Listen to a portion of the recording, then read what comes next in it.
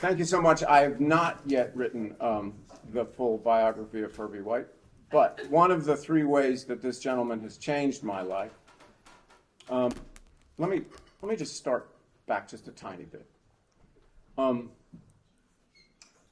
family lived in this building off and on, lived and worked in this building since 1950 when I wasn't around. But when my mother would flee Ballantine Hill from time to time, we would take refuge here. And my great uncle Norbert, who took this photograph of the young author Tony Robinson in 1960. And I'm sorry I don't have a better print of it, but you can see a beautiful, if slightly haunted, young man, right? And his beauty we owe to his mother, and the haunting you'll learn more about today. So you know, up until yesterday, Tony and I didn't know each other particularly well, and we'd met over the years many, many times. Usually at Eddie Vilcher's New Year's Day party, where a whole bunch of old Woodstockers came out to say that they were still alive. So on the day that I got to know, and this guy changed my life, he told me a story which ends with a date, October 19th. Would you tell us the story that you told me that day? I'll do the best I can for the oldest man alive who knew Hervey White.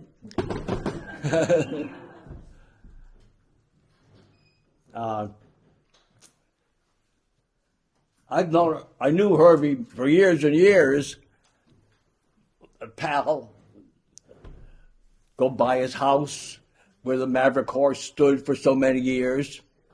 But to get to Tad's point, because I asked boyhood questions, and I was a boy at 10, 12 years old, I would ask boys questions. And I said to this wonderful man, who was then around 70, 75, it seemed a silly question now, but it sprang deeply from me. I said, Hervey, when do the leaves begin to fall? As if he knew in the first place. But the question came out, and evidently it was the truth that he died on that day. Because the answer that he provided you was October 19th. And he insisted that that was the date, and you asked him why the 19th, and you said because that's the date. The way I remember you telling the story is you pointed to these beautiful, you said, when does it all start to end? Something like that's the way I remembered it. And he said October 19th. And that was the day your sister found him dead in 6x8. Your mother having sent her down with a roast beef sandwich. Oh, give this to her. Give him a sandwich. And she found him dead. Even though you appropriated that information in one of your books, but that's what a writer does. That's what a writer does. So I never found him dead, passed away. In this book, you say you did. Well, I say a lot of things in my books that don't necessarily happen. That's right. This is to distinguish, which I will try to do today, if I can, I'll try, is to distinguish between biography and fiction. I'm not a biographer. I don't search out the bare facts of people to write about them. I write about them when I remember deeply about them, and then have a way, as a storyteller, which I want to be or am, to fit them into the story which I'm telling. And a lot of things, or many things, which about Hervey are in my book. I don't even call him Hervey in my book. How could I call him Hervey? He's not Hervey White. He's Harlan Gray. I named him Harlan Gray. I had to. Otherwise, I would have been sued all over the place. Because I have Harlan Gray do things and act out things, which was like Hervey. Even though I changed a person's name, I don't change the essence of who they were. You're taking time and space and the theater set of the Maverick, which you know better than we do. So by referring to it, you're satisfying your own sense of correctness, and you're leading us on a story and keeping our attention by twisting time and space. And this story that he tells is remarkable for many reasons. And one of them, if you don't mind my just giving a little history, which you can correct me on. Yeah, go ahead. Okay, so Tony's father was born in 1898. He's the oldest of 11 children in what seems, from the outside looking in, a fine Irish Catholic family, right? Except for the fact that my father's father was Jewish. Right. But complicated quite a few things. Right, but your father, in writing what proved to be a hugely successful book, doesn't mention the fact that his father is Jewish. However, when you novelize your childhood, one of the major changes that you make is that you kind of improve upon your father's writing. You make it more courageous because you suggest that the father uses the fact that his father is Jewish in portraying the story of a young Irish priest who becomes cardinal. Well, I wanted to write along the truthful lines as I could, writing this book. I've written 8 novels. This is my recent last one. I hope it's not my last. I might have one more. But I wanted to start from the time when I was a boy in the Maverick, and then check off the places I'd done, where I went to school, and the people I met, all the many artists. And it came to the part where my father was one time talking about religion, and we had just learned as children ourselves that your father's father was a Jew. He was a very, let me just say firsthand, that he was a florist and ran a very fine florist company in Massachusetts, in Boston. But Henry Morton Robinson never wrote of that. That was a family secret. Well, that didn't, you see, let me just... I made him do it in my book. I know you did, and here's the order. The essence of my book. Here's the order that I read these books in. I read this book first, right? Tony gave a really good reading a few years ago when my wife and I first got together, and I thought, that guy's either a really good actor or that's a pretty damn good book, or both. And I read the book. I started to read the book, and then, like many things in my house, it disappeared. So I asked my good friend Michael Hunold, I said, may I borrow Tony's book and I'll give it back to you when I finish it? And he said, and you better take good care of it because, don't go underlining it and stuff. I said, no, I'll use stick-em notes and so on and so forth. Well, before you know it, Michael Hunold was dead. All but instantaneously. And here I am with his copy of the book, and I've not yet found my copy of the book. But I was kind of bowled over by this because I felt that Tony did any number of things, and some of them I'd like to try and communicate to you today. And number one, to go back, Henry Morton Robinson is one of 11 children. His father is a florist. He goes, I don't know where he went to school, it doesn't matter to me. He goes to World War I. And there he meets my grandfather. And they become bosom buddies. They do, yes. And he would then become the Rondo, Henry Morton Robinson's name. He's known as Rondo because he's a poet. And Rondo, as we know, is a form of poetry, a rather strict rhyme structure. And he was a classically educated guy with an amazing sense of drive and ambition, but also kind of a moral feeling of responsibility to literature and to words and to language. He wasn't necessarily the most moral person outside of that. My father was a teacher at Columbia. He was a fine scholar of poetry. He wrote poems himself, and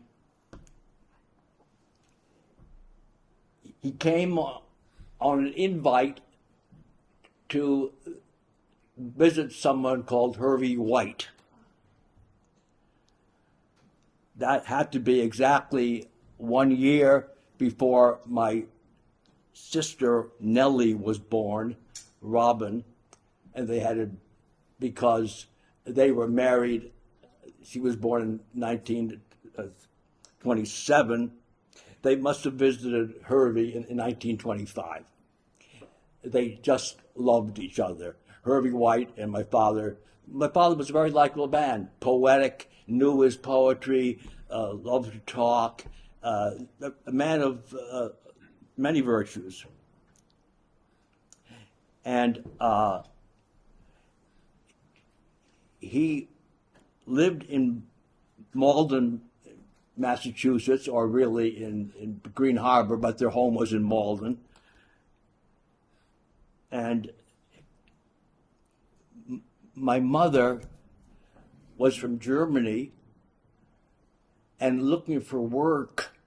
So she said, Mrs. Robinson is looking for a girl, maybe you could help. Well, my mother went there, and my mother and my grandmother loved each other very much, and she says, yes, you can work. Yes, we love that. My father would come home every month to visit. Student that didn't stay away from home. And he kept looking at my mother. And she was 18, German girl, Catholic.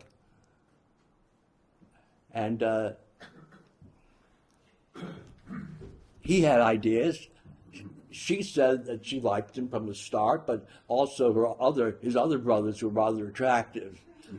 The doctor, Charles, one of them she mentioned quite a bit.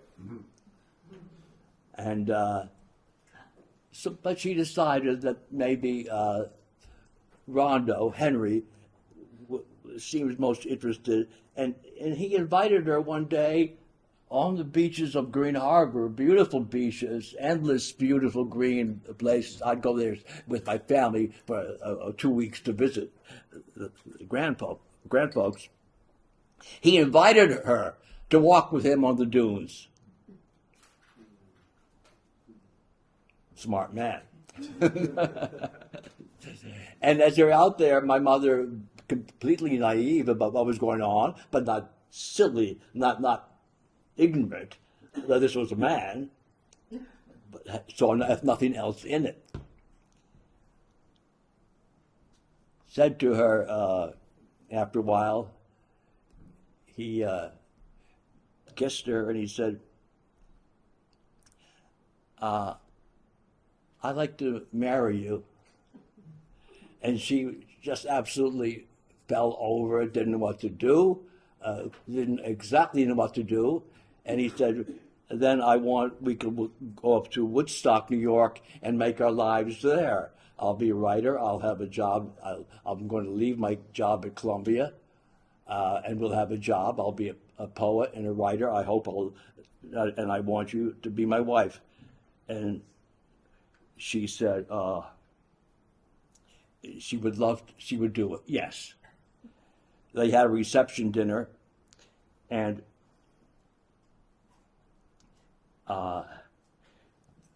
the mother, was very disappointed in the girl that my father chose, because she, a very strong Catholic lady, high aspirations, knew a lot of people linked to the Pope or the church, wanted my father, to meet a lady in keeping with his Columbianness, his Catholicism, his scholar, and he chooses just an ordinary girl that she used to see, attractive enough, but what is she really going to offer him?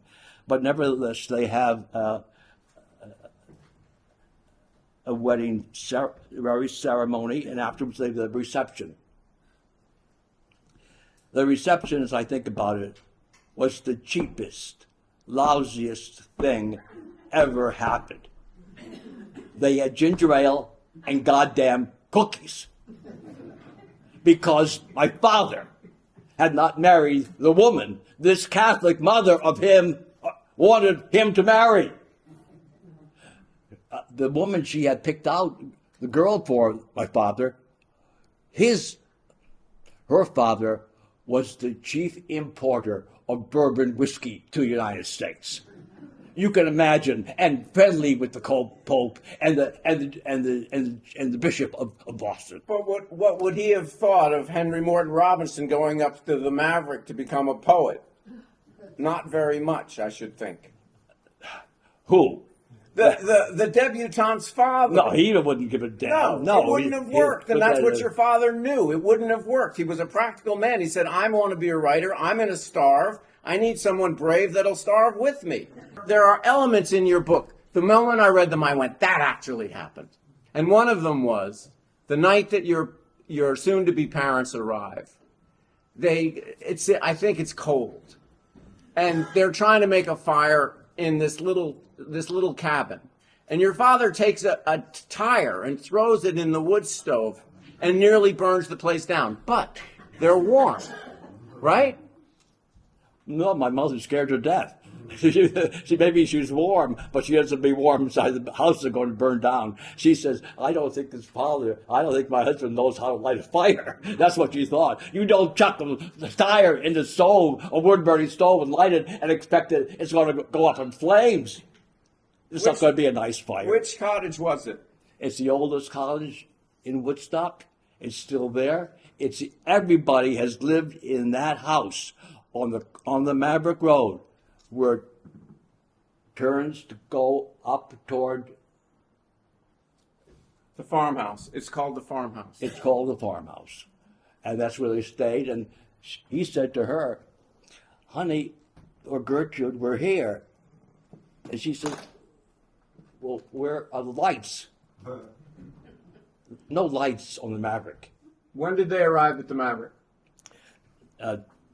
96. No, 26. 26, thank you. 26. And Nellie was already born? No, couldn't have been. No, I hope not. A year later. So you arrived, and she's soon born. She's soon born? Nellie, doesn't she come into the world pretty quickly? In a year. And then Hanel? What's Hanley. 2 years. And you are born in 31. 31, yeah. Okay, now let me just jump to a slightly more cosmic view of things. What happens in the Maverick in 1931? The festivals come to an end. From 1915 to 1931, the Maverick was the most famous party on the East Coast once a summer. And my friend Frank Spinelli coined the term art engine, which is to say that an otherwise starving community kept going, not because there was a millionaire that was backing them, but because they used their art to create a festival that created enough attention that people would pay to come to it. And that kept it going. Until Prohibition and too much sex in the woods and probably a rape. And cholera. What? There was a cholera epidemic also. That didn't help. He had a what? Young man, there's something over your face. I can't quite hear you. Cholera. There it is. I thought you said COVID. All right. So Tony is born at the same time that the festivals end. I thought that was all very significant. I think so too. You I were was the born- entertainment. After I was born, Hervey White decided no more festivals. I don't know if I had anything to do with this. I didn't, but I always thought it was an interesting thing. End of festivals, when, and now we go on to a new life with the colony. And Rondo is extremely industrious, and he is writing as much as he possibly can, but he's having a hard time of it until the day, I believe it was winter, when some of his writing had come to the attention of the guy that runs the Reader's Digest, which is the most conservative magazine in America, mind you. And he comes to the Maverick, which is like a Dionysian, orgy in comparison to the Reader's Digest. And yet, he knocks on the door, and what happens? He was greeted very warmly. DeWitt Wallace was the editor of the Reader's Digest. Got to know him well. He took me flying in his airplane. As a boy, I thought he was a wonderful guy. Loved his wife. They had a wonderful house in Pauline, New York. And my mother was very, very taken by the whole thing. She tried to be a good hostess. They came. And so my father did take a job with the Reader's Digest, yes. And excuse me? That was a guffaw. No more of that. What happened? He laughed. That's the good part, Tony. He laughed. He did take a job with the Reader's Digest, and he probably had it for 10 years. Right. And it was his intention, or so you state in your novel, that he was going to make money, support his family, make enough to put his kids into fancy schools and fancy colleges from the largesse of the Reader's Digest. Don't say fancy. My father, you're mistaken. My father would not say fancy. He might have said good schools, but don't make him out like... Okay, good schools. Andover, for Christ's sake. Well, He sent you to Andover. Well, Is that a fine school or a good school? do you know how I got there? Don't just say he sent me there. How'd you get there? I'll tell you if you listen to me. Jesus Christ. I have this dynamic with a lot of older men. I went to this school. Yes.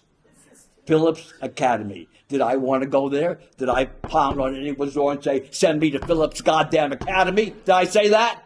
I was catching muskrats. I was a 22 hunter for gray squirrels. I fished the Astrakhan Reservoir. I was a country boy.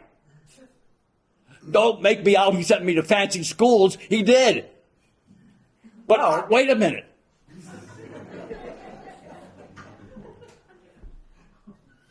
How did I get there?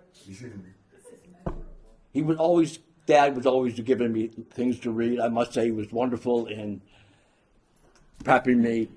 I don't like that word. He gave me David Copperfield, Billy Budd, these classic novels, and then we would have wonderful discussions. One of the discussions we have is in this book.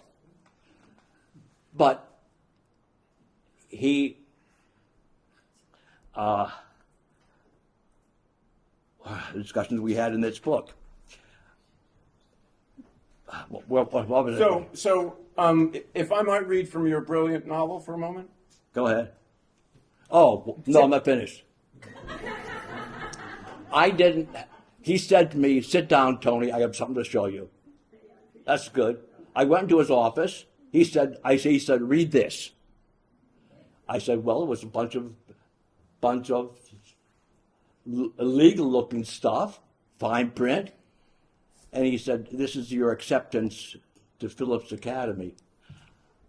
And I wasn't smart enough, didn't know anything about how do you get into a top prep school. I didn't know you go around with families visiting people and finally meeting people. And what do you think of this school? You go to 3 or 4 schools. I didn't do anything. I said, trap muskrats, shoot gray squirrels, and hunt for black bass. Shoot and fish for black. That's what I did. And meet a lot of nice kids in West Shirley. I fell in love with my West Shirley classmates. They were good kids, except there was a distinguish in them, which my father, I think, was a little bit against. He was not against anything like fishing, hunting, and trapping. I'll read you a poem in this book. It's here about what my father thought of my being a trapper. I'll tell you this. I'll read it to you. So how did I get there? He said, well, people have said to me, no one gets into Andover that way. That's a very fine school. Well, that might be true, but I did. When did you have the interview with the people up there? Well, I never had them. I just went. He sent me to go, and I went. There was a car took me there, and I went. How could my father said the only thing I could think is it happened is that on my letterhead, Reader's Digest letterhead, my father had a wonderful way of expressing himself. I mean, that was his life. He must have written a really wonderful letter about his son. But why was I so special? I was a jerk. I was a kid. I wasn't so special. How did he possibly sell me or sell? So he said, I got a letter back and said the boys accepted. That was it. It was simple as that. I think I'm the only person who ever went to prep school who never met an interview in his life. Yay. Never had an interview. Was I so special? I mean, I was a kid. I weighed 98 pounds. I was 5 feet 6 inches tall. I was active. I loved baseball, football. I played all the sports. I was a kid. I loved my West Shirley pals. I fell in love. My little Gilda was the love of my life. I know my father was not opposed to hunting and fishing and trapping. One thing stood in his way with my relationship with West Hurley. What could that be? Do you think? What was it? Was it that hunting and fishing and trapping aren't really what top boys do? This is where my father's problem lay. It was social. What kids, what people would Tony Robinson meet going to West Hurley School where they were bartenders and trapped muskrats and had little jobs? And what is West Hurley? It's even a little village. Do you know how West Hurley was formed? Do you know? It was social. What kids, what people would Tony Robinson meet going to West Hurley School where they were bartenders and trapped muskrats and had little jobs? And what is West Hurley? My father thought I should do better than that, and he sent me away to meet top boys. He wanted me to meet the top boys. I was unhappiest 4 years of my life with me and the top boys. I have to say that. I'll tell you why. I've interrupted you now enough. Go ahead, sir. Okay, so I was going to read a section or two which points to much of what you're referring to. Jacob, which is the name for Billy's father. Billy is representing Tony, and Jacob is representing Rhonda. Yeah. And he explains when he was offered the job at Reader's Digest. That day, excited as we were, I promised myself in Hedwig I wouldn't spend more than 10 years with the Digest. Editing other people's work wasn't how I saw myself, wasn't how I wanted to spend the rest of my life. 10 years is now 13. The job has paid me well, whatever we have Reader's Digest made possible, put within our reach, so on and so forth. But I plan to finish the novel I started years ago, catching an hour in my New York office whenever I could, but writing most of it here on the weekends. I believe in a cabin called Birdside. I'm roughly halfway through. I've waited for this day, prayed for it to come when I could work on my novel full-time in my Bluestone studio, called The Red Hat, right? His eldest daughter says, about the priest, Stephen Russell. Yes, Jacob said. I like the title, but what does it mean? The second daughter says. A cardinal's hat is one of the world's great identifying symbols, Jacob said. Who but a cardinal wears a red hat? Billy raised his hand. A Bolshevik? The girls laughed, and Heidi couldn't keep from smiling. His mother couldn't keep from smiling. Jacob fixed a stare at his son. Humor is wonderful, if appropriate. If inappropriate, it's disrespectful. You owe me an apology. Okay. Okay is not an apology. Sorry. In church this morning, he said, what was the sermon about? The topic, his daughter says, was turning the other cheek instead of fighting and retaliating. Father Riordan said people should behave in peaceful ways. What word could take the place of peaceful, in your opinion? Christian. Rachel, any other word? Loving. Love thy neighbor as thyself. Good, Billy? Going steady? The girls laughed again. Jacob sat there, restraining himself. The spike horn making a thrust at the aging stag. One day to force him off the hill. Well, not yet. What I'm saying is that you sneak in modernism without drawing attention to yourself. But you have a very modern style in an otherwise traditional book. I want to keep moving if I could. Yeah. And so you get the idea that there's conflict between father and son, right? He's making jokes. His mother and sister are laughing. The father is not amused. So he gives him a regime. And he has to write a 500-word a week essay on a book like Billy Budd, like this, like that. And it is an incredible regime.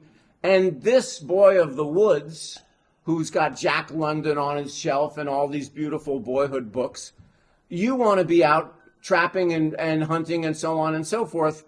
And your father forces this higher education upon you. And come the day, 10 years later, you're studying literature at Columbia and you become a writer. So what you resisted is my point. But listen to this, sir. He had my sisters write those essays also. Not just me, mostly me. And he said to me, very privately, when I was 11 and doing all those things the boys do, I must have had a knack. Because he said to me privately, he said, don't tell your sisters this. Yours is the best one. And I sat there as a kid, I'm saying, this is the first praise I've ever got from anyone. This is the best. So that got me thinking that maybe I could put some words together. This was Rondo in 1928 at a Maverick festival, making a big hoopla over Alfred Smith. Now, if the fellow who was running the Reader's Digest had known that he was making a hoopla for Al Smith, that would not have worked. No, of course. So Rondo had to cool his jets. And in fact, he moved to the outskirts of the Maverick. He moved to no man's land, just across the street. There was a problem there, that's true. Because I wrote a short story about it. It's in this book too. It was called The 3 Mile Run. Johnny Nichols, who was my pal, a year and a half older, took to me because I was one of the kids in the colony when he was there. He said, I'm a runner. I said, do you play baseball, football? He said, no, I'm a runner. So I said, well, let's run. But I said, I'll take my bike. So he said, I said, you can pace me on my bike because I love to run. So then Johnny Nichols one day in the West Shirley School, where the other kids were that I really liked, Jimmy Ostrander, said, hey, Johnny, big guy, you like to run, huh? He says, yeah, I run. He says, I challenge you. So buzz, buzz, buzz, buzz, buzz. And he says, okay, a week from Saturday. We'll right here down School Lane, up around West Shirley. It's a big block. It's probably almost 2 miles. And they twice around. And they, it's quite, and when he beats the Russian, I think it's neck and neck. I think I have it that he wins, but they're all foaming at the mouth. Behind them in the stands, people are saying, the commies are coming. West Shirley was faulting me because I was being a friend with this boy. And I heard those ears, but the first time my ears were kind of shocked. I must say, what the hell's going on around here? What are they talking about? His fathers were commies. I didn't even know what they meant, but it was there. And your father, according to this book, was greatly concerned for his job, which he was trying to walk away from. And according to your novel, and it may be true to life, the Reader's Digest said, we're going to have an open door policy with you. If you want to come back, you're welcome to come back. We wish you luck on your novel. Is that roughly accurate? That's what I read here. It's in that book? Yeah. Brilliant guy wrote it. What's his name? Robinson. Christ. Well, if I said it. Is he going to read from it? I hope he gets to read from it. He does get to read from it. He's going to read a section about what I love about, one of the many things I love about the book is that without ever mentioning the word Ernest Hemingway, I think it's better writing than Hemingway's. He writes about nature, and he writes what's traditionally considered a boy's book. I don't know if any of you were looking when Cormac McCarthy died recently. The critics were going, the interesting thing about this guy is he may be Melville. He may be using, language that's 15 syllables long, but he's also a boy's book writer. And he's probably our last. Because who else is really going to have the chutzpah to write about a boyhood that doesn't really exist anymore? So this guy's going to read you about, I'm going to shut up and let you do the reading. I'd like to read a section about Hervey. In this section of the book, this pony has just come into the picture. And my father wakes up one day to be a writer, to be studious, and outside there's a lot of commotion. There's a buckboard. There's a new horse out there. A couple dogs, a couple of people, and my father raises all kinds of hell. And so frightening, stupidly, he had this stupid way of doing things. Got him mad, raising his hands, freaked the young stallion. So he just tore off like a book out of hell, like a book out of what I'm trying to say. Okay, so, and then I had to, if I knew that pony got away with the Catskill Mountains right next door, Ohio Mountain right next door, I'd never see that pony again. I made a lunge for that. He did have a halter on, not a bridle, a halter. My fist locked on that halter, and that pony pulled me probably half a mile. Bouncing me along. I was not letting go of this pony. Now this comes shortly after. Harlan was outside Morning Star in his Russian-style overshirt when Billy passed by.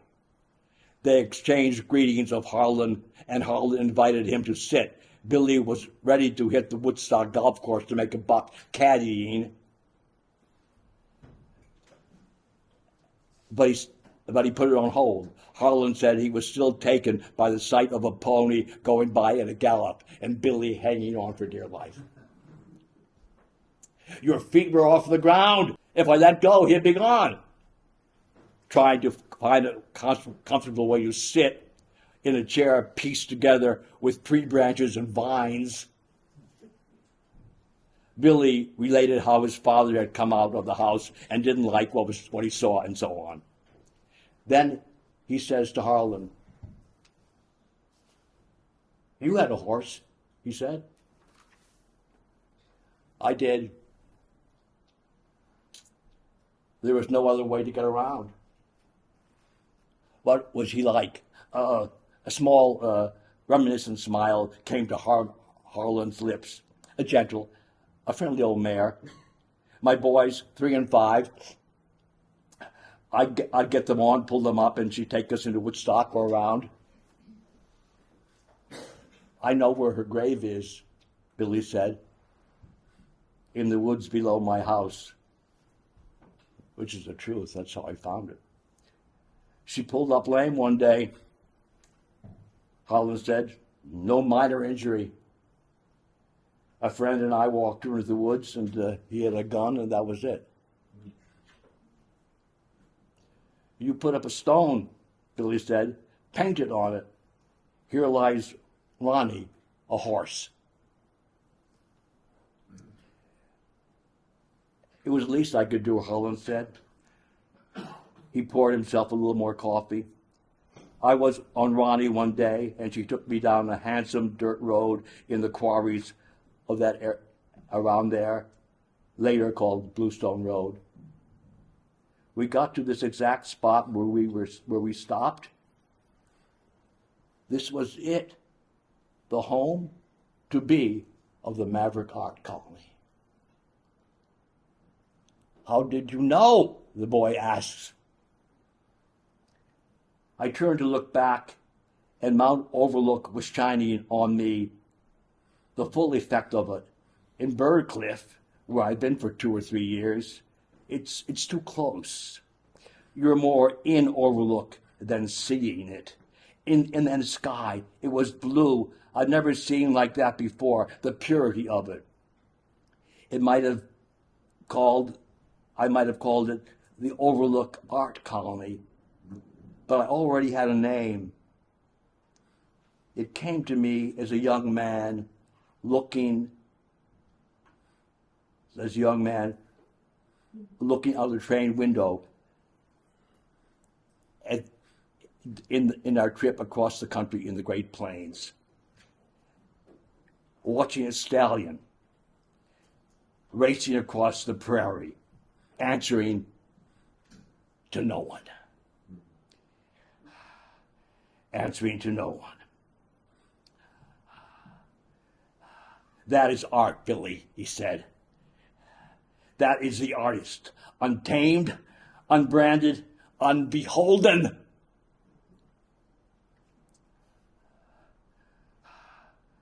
Harlan was looking down. Billy seemed to see something recalling those early years in his life, sadly slipping away. I have something to add to that, if I may. This is just from this booklet, the Woodstock publication of the Woodstock Historical Society. From my papers, I found this, dated 1933. I was 2 years old. I found this, and I went to this line here to see if I could substantiate it. And here's what I found. This is so historical, so beautiful. Here's what I found.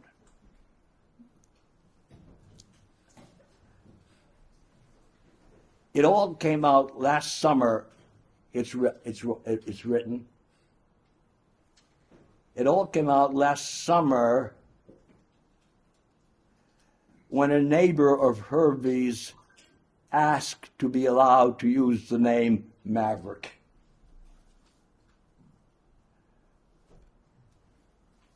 And even for a swimming pool in the vicinity.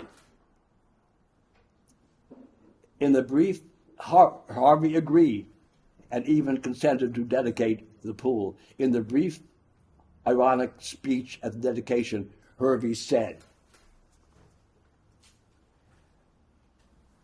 "I have been accused of softness in letting another man use the word maverick. Maverick as the name of his amusement park. Well, this is what I say," Hervey said. "A maverick is anyone's property. Anyone who can capture it and hold it can have it. If another man wishes to try it, good luck to him. But I know it would be easier to steal Hercules' club than to attempt to ownership of anything that is free as the air, as restless as the wind." Hervey White. There you go. You know, I love that story, and I was trying to find it. I'm so glad you read it. The Vanishing Village, which I spoke to you about earlier, it has this character named Brooke Romer, who's the honorary backslider. He's the drunk who must have been a professor somewhere or something or other. Anyway, he's a character of great charisma, and the boys flock to him, and he tells them amazing stories and such. They asked. He's saying the changes that are coming to Woodstock because the artists are coming. They're turning the old grist mill and big water wheel of Hugo Dish into a house for a club, and they are going to have what they call a golf course on both sides of the Sawkill. And actors who come to Woodstock in the summer are taking over the old quarry on a side road down West Hurley, and they put on strange shows. They call it the Maverick Theater. Folks say this is because Hervey White and Bolton Brown had a fight with Mr. Whitehead, and the Mavericks is the result. Us boys asked Brooke Romer why they call it the Maverick Theater. He said Maverick is an old word, and that it was the name of a cattle owner away off in Texas who was born in 1803. He said that there were no fences in Texas and a hell of a lot of land, and cattle owners have so many of them that they burn some letter of the alphabet or some little sign into the hides of the cattle with a red-hot iron so other folks will know who they belong to. They call these burn spots brands. Well, now this man named Maverick, Brooke said, did not brand his cattle, and so as time went on, anybody who came across a bull or a cow or a calf without a brand called it a maverick. And as time went on further, the word maverick came to mean a calf without a mother. Maybe the mother had died or been lost, and the calf had to go it alone. Then time went on some more, and the maverick became a word in our language. And so today, it means anybody who is different and who is stubborn about it in about everything he does. Then Brooke laughed, and he said he thought that naming the Quarry Theater the Maverick was delicious, although not in the same way that eating a red apple is delicious. Now, the fact of the matter is that Hervey did bring the word maverick into the language. And prior to the naming of the Maverick Colony, maverick was an animal. And from that time forward, the term maverick applied to anyone who doesn't follow the rules, so on and so forth. It came to apply. And so in that way, he brought the word into the language. Now, I want to go back to this, and Tad Richards, whose short biography of largely alluded to. There he is. There he is. Weston. Dad, oh my God! Weston was reading remarks mainly from your biography, Tad. And in it, you were pretty good, is right. And in that biography, you said that at the time, Tony, tell me if this is correct, that at the time of your boyhood, your ambition was to be a forest ranger. Well, thank you. Is that right? That's what I... Forest ranger? Yes, that's what my first thought was. Is this loaded? Oh, no. Now... Yes, that is true. I want to be a forest ranger. Right. Now, I'm going to say that Hervey's death on October 19th, 1944, is not alluded to in this book. It's alluded to in this book. But in this book, you'll see Hervey's historical death. Now, this is father to the man. And Hervey's death is pushed way forward. And Rondo's death, which sadly occurs in 1961 at the age of 62, his death is pushed back. In Tony's biographical life, his first story is published in 1949. It's called My Finnegan. That's correct. And Finnegan was your dog. Beagle. Was your beagle. Yes, correct. Right. Now, by this time, Joseph Campbell and your father have published a skeleton key to Finnegan's wake. And that is in 44, and you publish your first story in 49. And in a sense, am I correct in surmising that you're saying, okay, you can write about Finnegan's wake, but this is my Finnegan? Is there something to that? Well, I was taken by the name Finnegan because of Finnegan's wake. Okay, so you go into the Navy after graduating from Columbia. You write a short story on the Destroyer, and it's voted one of the best American short stories in 1957. Yes. Which is, in a sense, really your introduction as a professional writer. Did I say that? Yes. Okay. Now,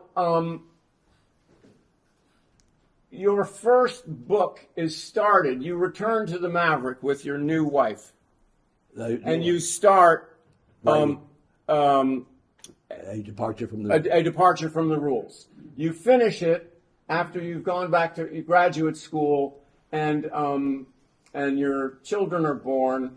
There's a second novel, The Easy Way, which I believe is a rather decadent work, and then you write. And when sex was the go ahead. Was the coin of the realm, shall we say? And home again. There's sex in all my books. There, yeah. Damn it, I'm proud of it too. Can't help it. Can't help yourself. Home again. He returns to the Maverick and he writes his first Maverick book because he's not going to write Father to the Man until all the way here. But in this home again, his wife says to somebody who will soon seduce her, not that her husband, this fellow, isn't terribly interested in someone else as well. As I say, it's a decadent time. He says, describe this man. And the wife says, if ever a paradox lived, it was Luther Gray, who in this instance is the father of an equivalent of Tony. He was enough to confuse 10 sons, let alone one. And to this day, Roland fluctuates between loving him and hating him, and especially now that his new book centers on his father. It's such a terrible daily ordeal for him and me. Still, he persists, goes on, sometimes I think only to prove to himself that he won't run the way his father did, leaving the Maverick Colony after his first success. When he writes a bestseller of his own, no, he won't sell out like his father, succumb, call it what you want. What kind of man was his father? I mean, before he made it. Like Roland, this being an equivalent of Tony, and written, of course, by Tony. Like Roland in many ways, but gayer and more entertaining. It's been said of Luther he could charm the skin off a rattlesnake. And his early poems, especially the ones to his mother, make your heart break. You say to yourself how deeply, how passionately this man loved this woman, how good, how simple, how beautiful were their lives together. And then he turned around and left her, not just once, but twice.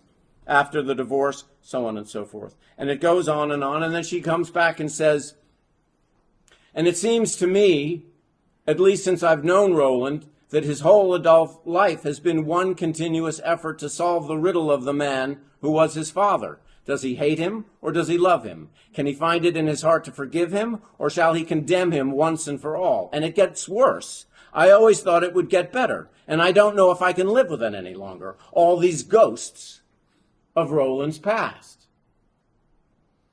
And what I would like to get to... Roland who? Roland from name... Is you. Roland is your name. And she's describing, that is your wife, is describing your difficulties with your father. Okay, go ahead.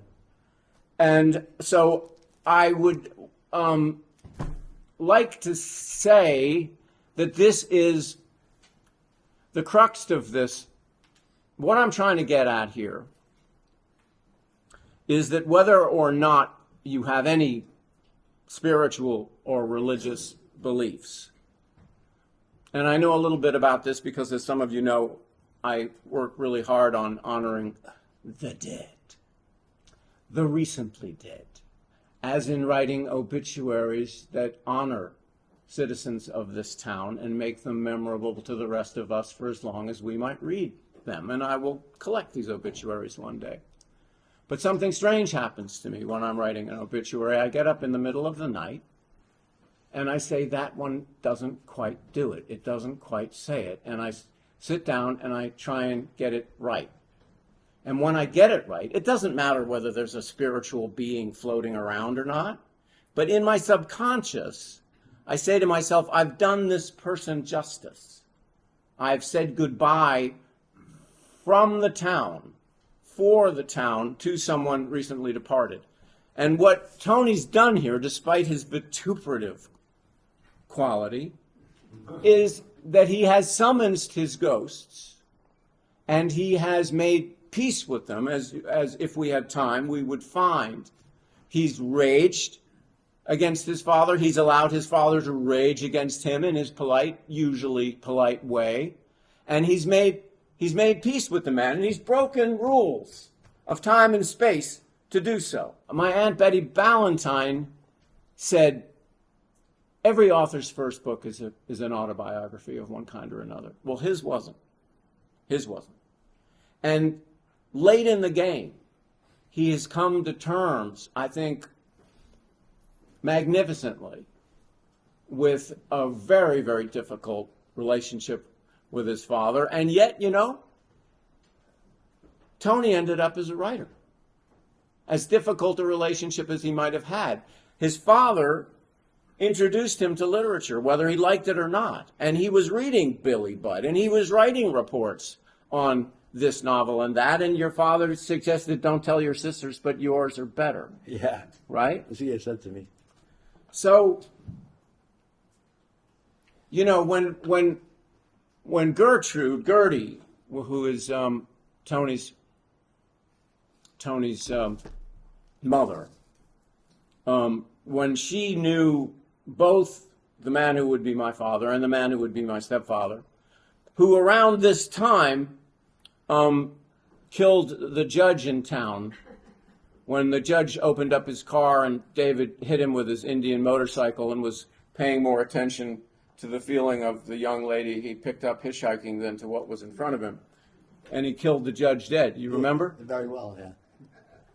And his brother, soon to be the father of the American paperback, Ian Ballantyne, got David into the army, but fast, because Woodstockers wanted to put him in jail for third-degree manslaughter.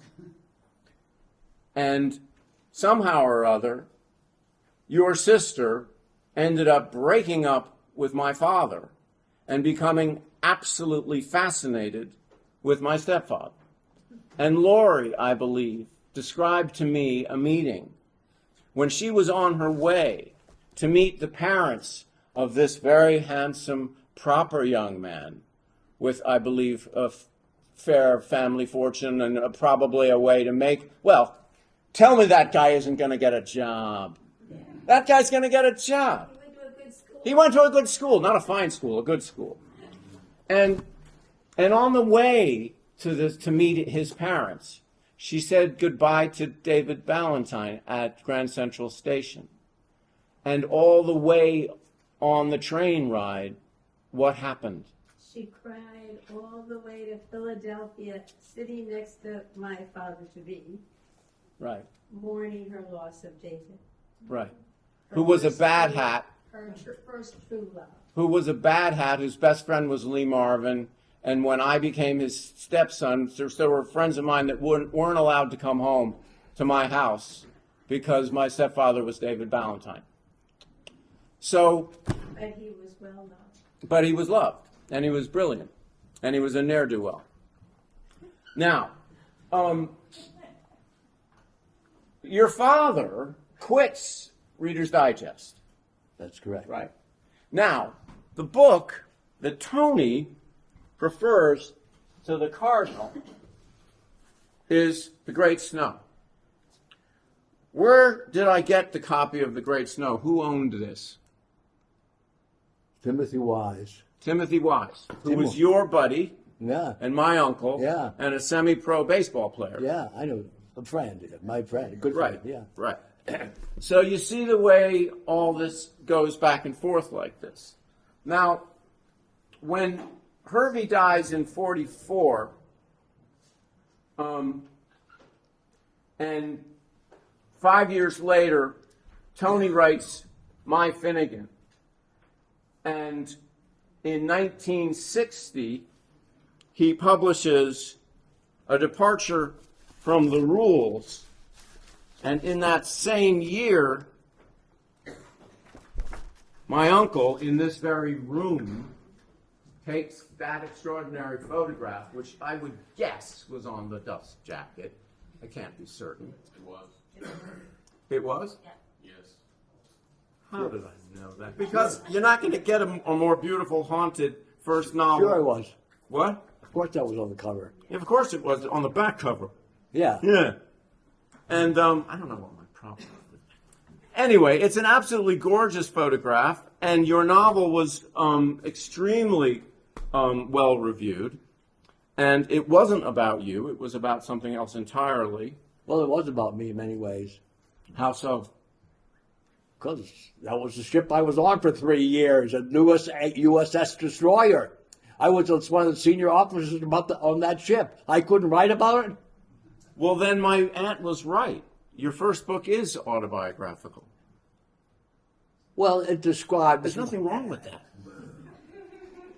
You make it sound as if You were writing what you knew. There's no fault in that. That's different. But I don't think it's I don't think that's autobiographical. All right. I mean, I've never thought. I don't think autobiographical covers every. I haven't read the book. I can't say one way or the other. When I was a kid with my dad, this would shoot anybody down what he said to me this one day. He said to me one day he was doing things, throwing a ball, baseball or something. He would love to play with. He says, you know, Tony, he said, I never knew who you were until you were 10 years old. And it's the truth. My father never hugged me as a kid, and I hugged my little boy since the day he was born. We had spoon fights. We did everything together. My father, pardon me? That's me. Yeah, that's you. My father never kissed me. Ouch. But he loves me. I know he loved me in his way. I was afraid of him. I think that's not good. It's not good to be afraid of your father. He was a strict man. He didn't beat me, but he one time did.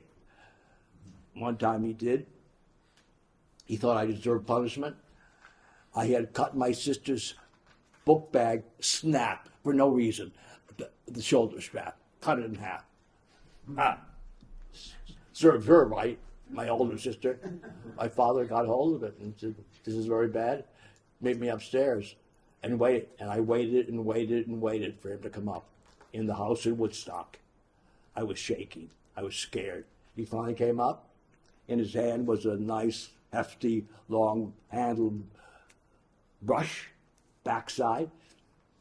Gave me 2 or 3 whacks on the behind, and that was it. But we became closer. He loved me. He respected me. I think the best letter I ever got in my life was a letter from him about my first novel, A Departure from the Rules. My U.S. Navy novel. It's not it's not a biography. It isn't.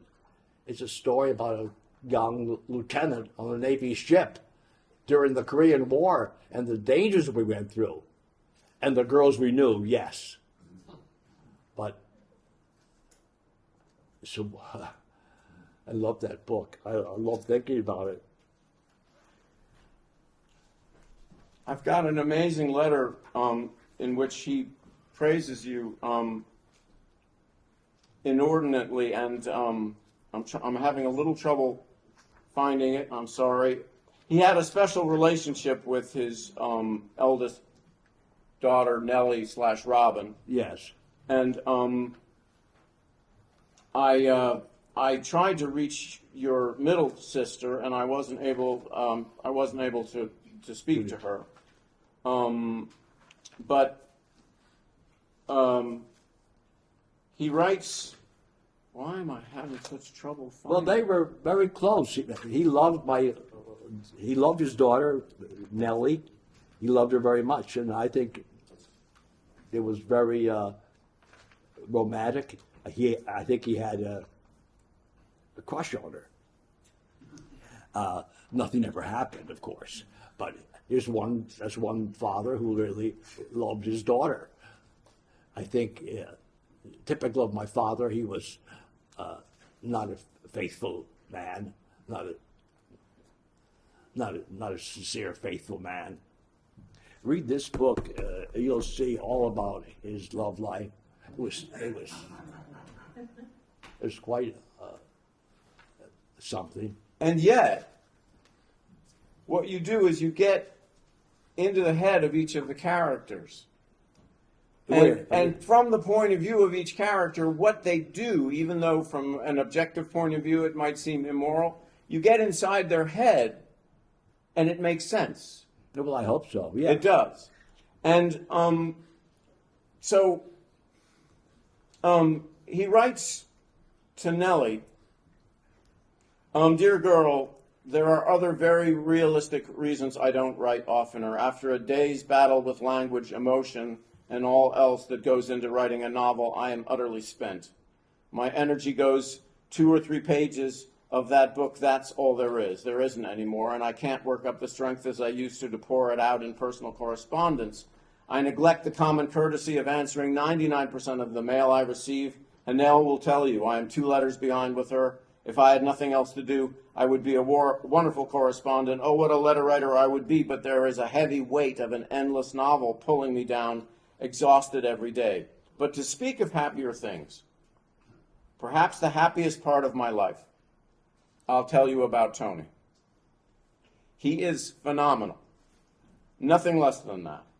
His novel amazes me. At a single bound, he has leapt to the highest level of creative writing. He is hard, conscientious laborer, 6 or 7 hours a day, every day. Oh, Nell, don't even try to be a writer. It is a killing, brutal, and cruel grind without the slightest mercy to the writer. Tony, apparently, is geared to that life. As a man, as a husband, as a writer, Tony is pure gold." Now, that's from a pretty tough guy. Yeah, that was nice to hear from him for a guy who never hugged me once as a kid. That's quite a surprise. And I must say I was very touched in the later life when he would write me letters about my book and about his comments about me. Yes, he grew to hug me. But Ted, he wrote that 60 years ago, and 60 years later, he's still writing 7 or 8 hours a day. This guy. Yeah, that's right. And I think if he publishes this new novel, and I'd like to find out, with his first novel published in 1960, perhaps his last novel published in 2024, I don't know if there's ever been a 64-year spread between first and last novel. It's pretty impressive. It certainly is.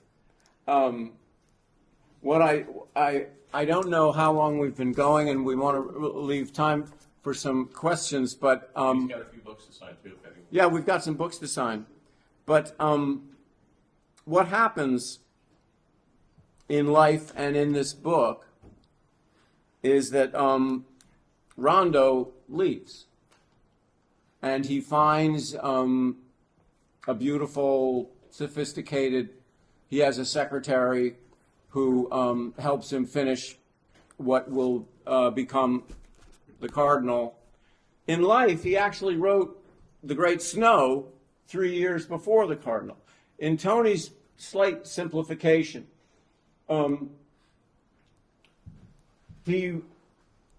he's dead before Tony is done at Andover. Well, that's probably a mix-up. I don't know how. I can't even understand that. Well, no, but it works. But what I'm saying is that you've collapsed time. Collapsed. You've taken a life and you've brought it together, and towards the end, your father in life and in your novel tries to return to your mother and home. Yes, that's very. And he dies Very moving. in a hotly contested tragedy involving taking a sedative and passing out in a hot tub at the Columbia Club and being discovered all but dead, and dying 2 weeks later of his wounds. And in the novel,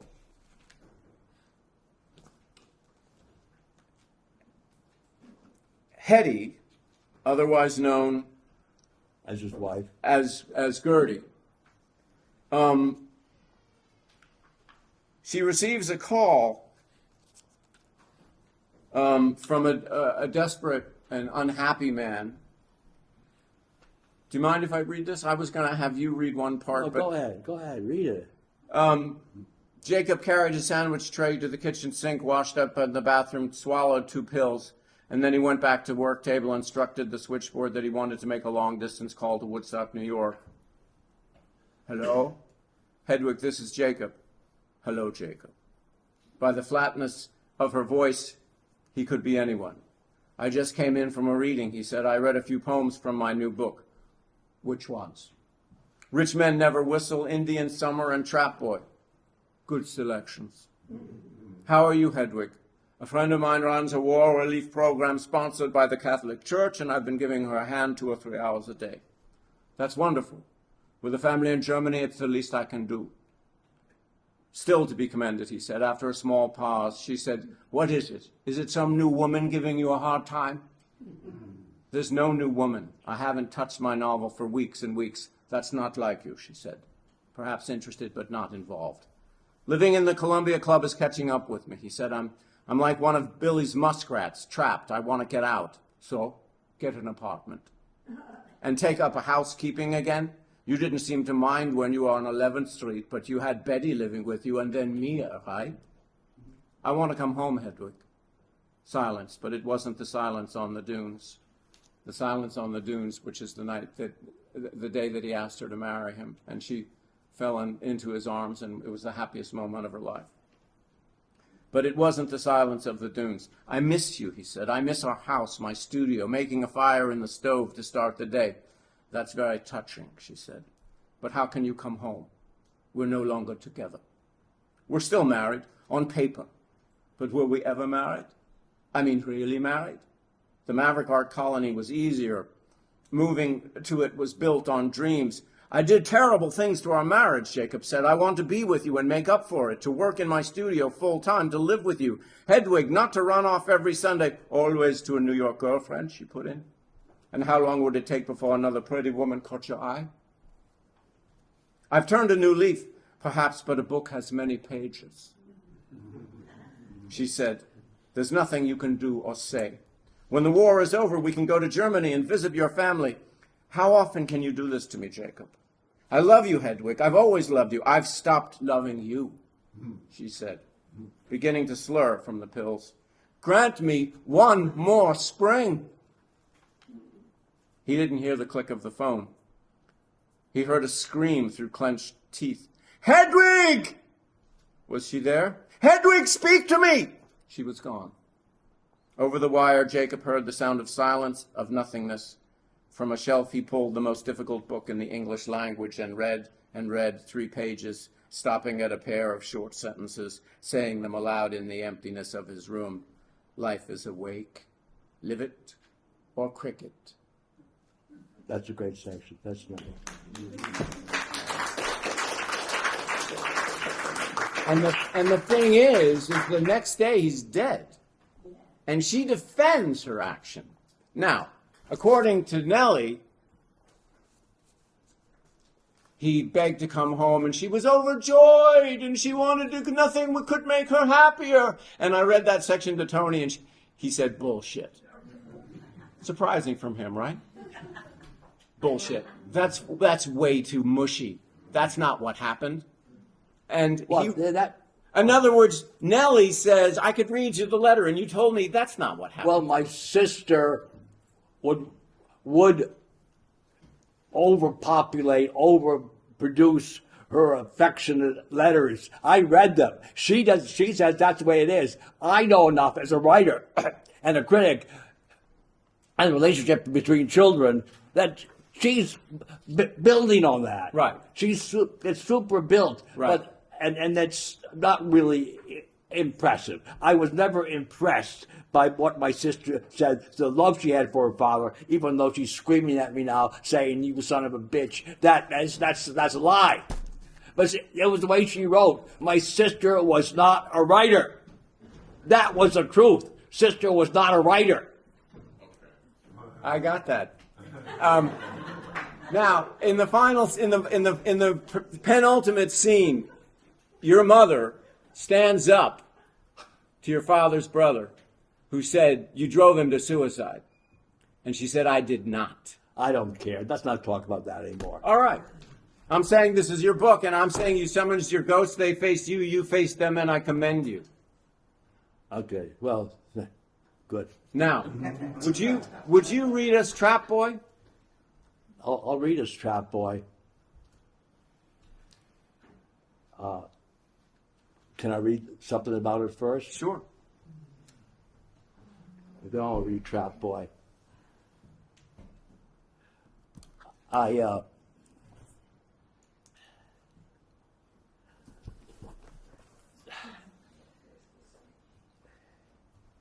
Oh yeah, okay, wait a minute here. Page 379. 379. 443. You see, I'll read Trap Boy. Then we can all go home. But in this scene in West Hurley, that was, don't forget, ripped from the jaws of being the modern day Pompeii to being a city, a town in I think that's very significant about the town where I went to school. There's one reason my father didn't want me to go to that school, because there was no culture there. You should be in Woodstock.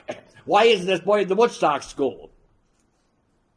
That's what he was thinking, except that he didn't. He judged me in many ways, but never about the hunting and fishing and trapping. That was the most amazing thing. Anyway, we lost 2 boys in West Hurley about in that time. They were trapping in the Ashcan Reservoir. Ice broke, they drowned. They drowned. Clarence Fredenberg and Jimmy Ostrander. I was too young, really. I was 11. What am I really too young? They were 14 years old.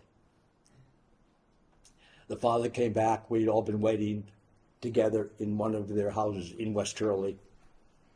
And Mr. Ostrander came in and said 2 words. They drowned. And I'll tell you where I was with my vocabulary. I didn't understand drowned. That was a word. It meant a lot. It meant everything. Everybody knows what drowned is. But when I heard as a boy, I didn't even know it meant dead. So I was, for a long time, I wondered, what happened? Drowned, he drowned, you jerk, he drowned, they drowned. I finally learned drowned means dead. These 2 boys were lost.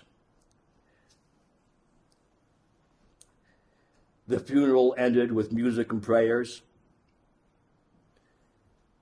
With the minister and Protestants ended with a different version. For thine is the kingdom and the power and the glory forever. Amen. Billy was used to deliver us from evil. Amen. But the kingdom and the power and the glory had an upbeat, positive ring to it. The Catholic version ended in a pretty dark world, evil. He wasn't going to start saying our prayer with the Protestants, but he didn't dislike their way.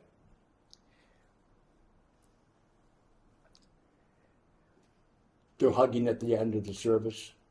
And Dom, my age exactly, he's a local boy in West Hurley. Well, the Salvucci kids, see the name of, for years. But Dom, I call him Santarelli. I like that name. Dom Santarelli was there. Tough kid. He made me seem like didn't know the rest of muskrat from a chipmunk. Hey, Dom, he comes out. The people's crying. He's leaving. Dom comes out. Hey, Dom, Billy said. It's sad, isn't it? Sure is. Then in a low voice, as if passing along secrets, information, he says, there's a catamount in the area. Well, we know what catamount is pretty much. Don't have them here anymore in the East. Mountain lion, cougar. This one jumped down from the Adirondacks. I've heard people say that, and he told it to Billy. And what did Billy have to do the next morning at 6 o'clock? Knowing there was a catamount in the area, what was Billy's obligation to do that next morning? Check his trap lines. Check his sets. He had to go and check his sets because it was a trapper's code. He couldn't let any muskrat there if he did catch it. I'll skip now. I'll skip. What Dom says to him is, be careful. That's all I'm saying, Billy. Be careful.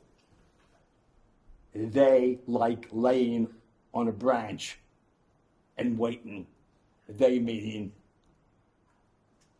they like waiting on a branch and waiting. A cougar. A lion. That's what he thought. I mean, that's son of a bitch to tell the kid that. That's the kind of thing that he would do. Because competition. He liked me, but he didn't. So I went out.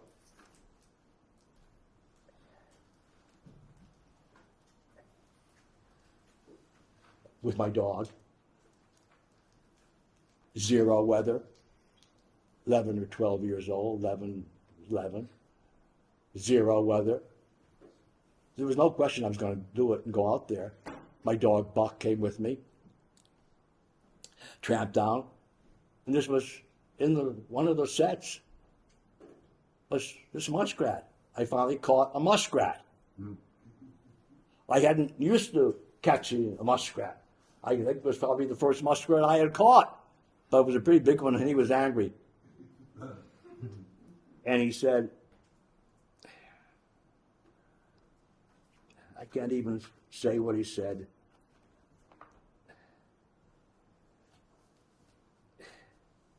But he said, here it is here.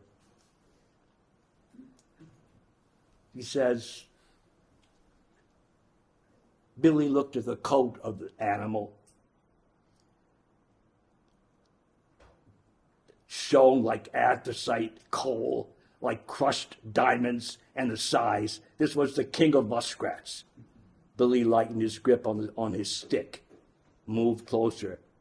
Come near me, I'll kill you, the muskrat is saying. Its eyes, fiery slits, either way. Its eyes, fiery slits. Billy took the warning to heart. But leave the animal to its misery. He wanted to get home. But leave the animal to its misery? That was a huge decision to make for a kid. It's for anyone who cares. It's a decision we all make every day in our life. If you do this or do that, it can make a world of difference.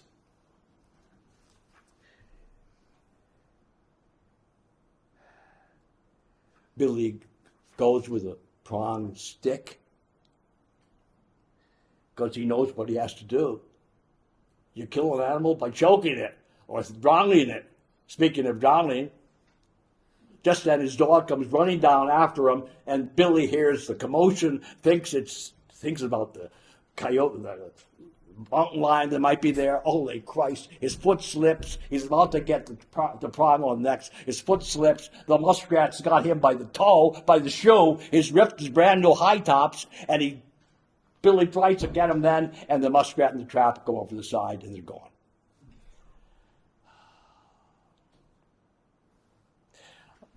That's that. That's that.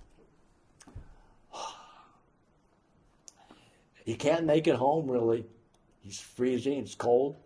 He only gets home because the dog is nipping at him. The best thing Buck ever did for me. He kept nipping at my heels, my bottom. We lived up on the hill. Anyway, I am now going to read this poem. And the reason I'm reading it is because literature, I think, I see here as so many sides, but here are two sides. The side I just told you would have to be as it lay, write it as it lies, there, factual, hard. Writers do it. We can write that way. If we overdo it, it's bad. Then it's histrionic. You don't want to overdo it, but that's the kind of writing that was.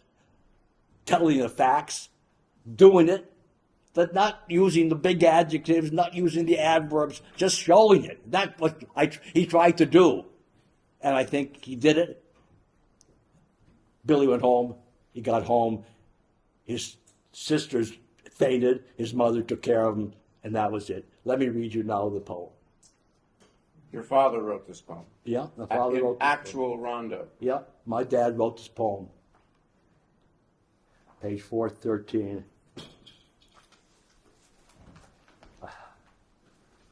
Poem 443. Yeah, 443.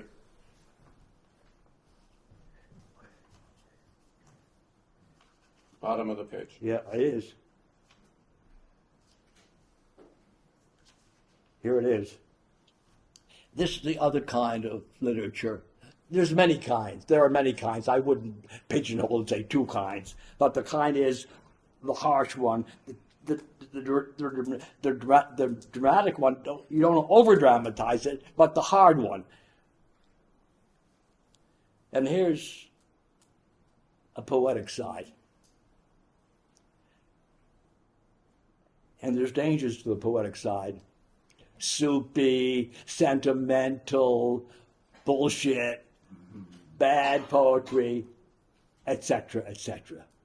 So it's the opposite of the dramatic first-hand writing, but here's what my father said. Hey, Tony, Yeah, can I just interject one thing? yeah, After Rondo I'm about to read the poem. gets this huge bestseller, I'm about to read the poem. he writes a book called The Enchanted Grindstone. And in The Enchanted Grindstone is this poem. And he reads it aloud on the day that he dies. Yeah, that's right. He did. Thank you. That's a good note. Here's a poem my father wrote to me. He used to watch me leaving the house when he had a studio writing. He'd see this kid walking by early in the morning to watch his sets. I never caught many muskrats, 4 or 5, but he was to see me watch me go by. And here's what he said about me. Here's what he said. If I can open to the page.